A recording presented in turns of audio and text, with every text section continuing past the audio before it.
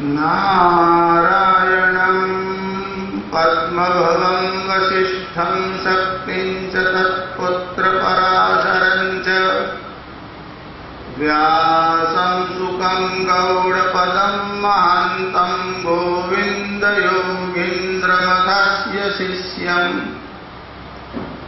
श्रीशङ्कराचार्यमथस्य पद्मपादं च हस्तामलकं च शिष्यम् तं तोषकं वार्तिककारमन्यान् अस्मद्गुरुन् सन्ततमानतोऽस्मि। शङ्करं शङ्कराचार्यं केशवं बादरायणम् सूत्रभाष्यकृतौ वन्दे भगवन्तौ पुनः पुनः।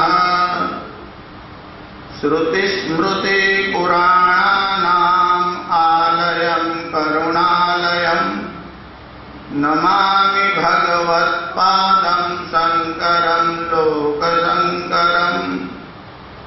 वसुदेवसुतं देवं कंसचाणूरमर्दनम् देवकी परमानन्दं कृष्णं वन्दे जगद्गुरुम्।